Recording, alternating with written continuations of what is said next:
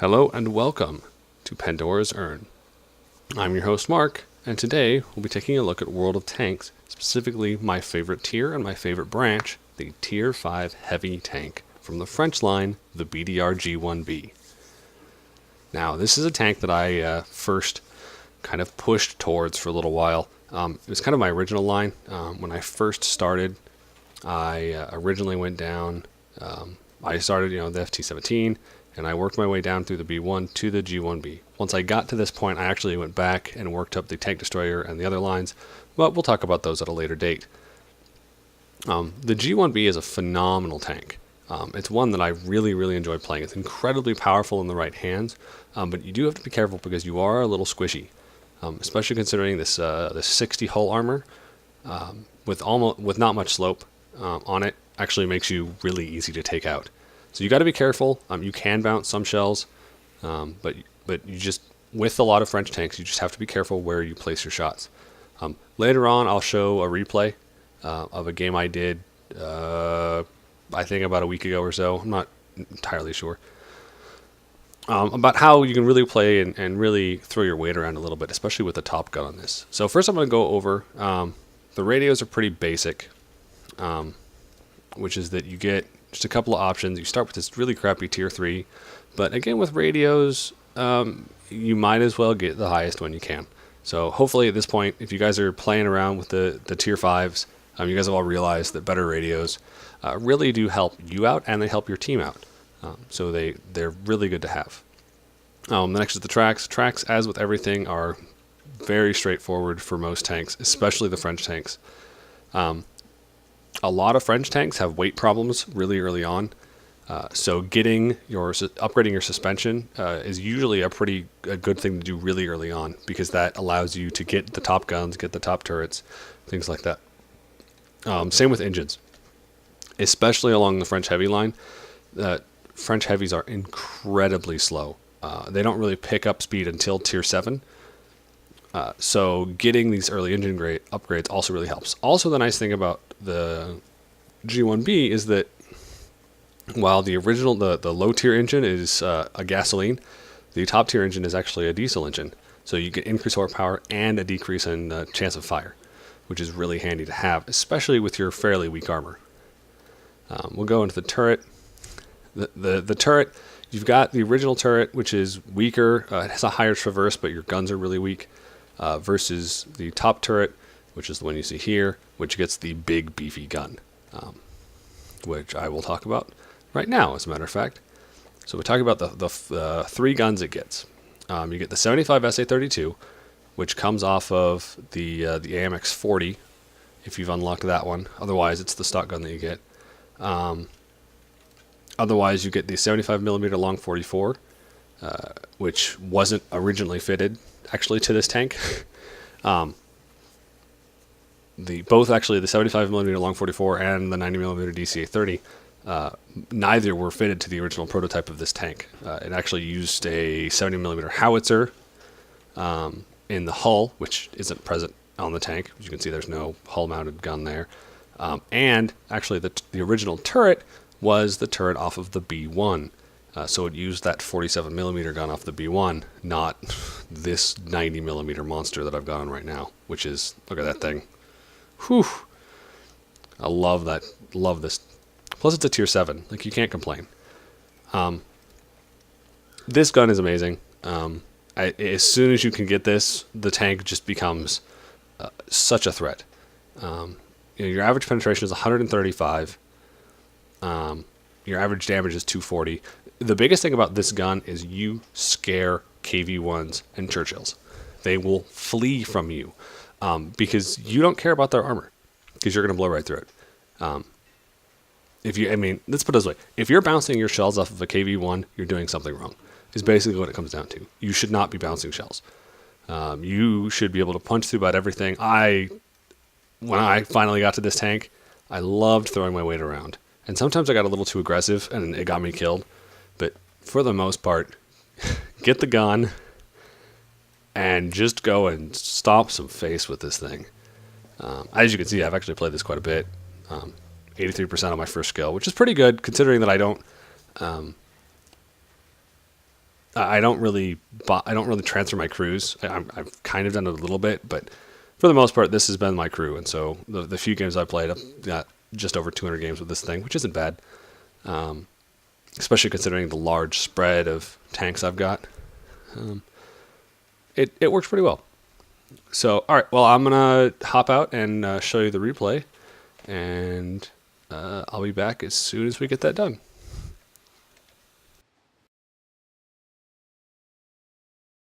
All right, so here we are. It's a tier 6 battle, actually, with a lot of tier 5s in it. So, as you can tell, it's not a perfectly favorable match, and it's not a total domination either. So I think it'll really showcase the G1B's role as more of a support role, which is that if you roll with a bunch of other tanks rather than going off lone wolf style, you really just hammer the other team.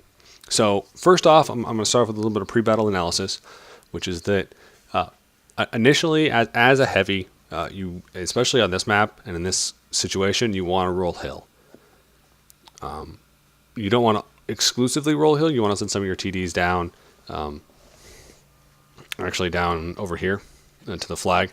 But for the most part, if you're a heavy, you want to run this line. And the reason for that is that this is an easy flank, especially for mediums. So if, let's say, nobody rolls this or just a few tanks do, if this gets hammered, then they can easily snipe down along these two lanes here, which is very, very damaging. Also, artillery can set up here and get a nice big shot on the cap. And your mediums, if instead of running this way, you can have tank destroyers run this way and lock this area down, these lines down, and then have mediums run around and get maybe artillery that's over here, or if you have tank destroyers that are shooting this way, they can flank those pretty heavily. It gets really, really bad if you lose this hill. So you want to make sure you take the hill, but you also want to make sure that you don't completely leave this exposed. And it kind of depends. You kind of have to make the decision based on what tank you're playing. And in pubs, it's even harder because you never know what pubs are going to do. But just a general rule of thumb, if you're a heavy, go hill. Is usually pretty basic. And then you can adapt as your skill improves to kind of what your group is doing, what you see the other group doing, things like that. So we'll get to see the G1B kind of excel in more of a support tank role in this case. You'll see. All right, so let's get this started. Let's get this show on the road. Okay, so as you can see, we're pushing up the hill. So we've got artillery here, which is kind of in a shitty spot right here. So he's going to go trying to find a place to snipe from or to shoot from. Got a jumbo coming up. Got a Wolverine. I can't tell. He's headed up an M4 and a 3601H, which ran up the hill and is catching a T49. That's a good hit. So here, I'm going to kind of wait. Took a lucky shot there and managed to get him, which was awesome. So it was a great start because that T49, if we hadn't got him, could have run all the way down, run past us, and tried to find our artillery. Probably would have gotten the grill, probably the Su-26, and just could have done oodles of damage. So we're going to push up this hill bit. This 3601 is going to kind of lock down a couple of tanks that are coming around. This Wolverine, once he gets into range, is going to just do oodles of damage. Same with his AT-8. If he eventually gets up, looks like there's a Panzer III-4 pushing him, which is good. That's another thing too, guys, is if you see one of the French heavies, or not the French heavies, hold on, let me pause it here. If you see one of the British TDs, you really want to help them get to their spots faster because they have crazy armor up front and a fairly rapid firing gun, so they can be a really big asset to you if they can actually get to the battle. So you want to try and help them along, especially if you're one of those faster mediums that, like the Panzer III-4, for example, is kind of at a place right now. He doesn't really have the high alpha damage to take on the enemy head on. He's much more of a flanker, so him actually hanging back a bit is beneficial to both the guy he's pushing and himself and the team as a whole, because we could really use him later on for more of a quick harass rather than him just going out and getting a couple of shots and then dying. So he's much more valuable in the role he's playing right now than if he would be otherwise. All right, so this Jumbo and I are pushing around this corner. You'll see. All right, so we're going to push around this corner. Jumbo takes a shot at this leopard. You see how they're already capping the base, but it's not working for them? Yeah, so Jumbo takes that. I shoot the leopard. It's good. Back up a little bit, and I think I take a hit from the Stug right now. Yep, so hit from the Stug. It's unfortunate. And take him out. Like I said, you have crazy, crazy penetration in this tank. So you're pretty much just, you know, one hit, there's 240 damage.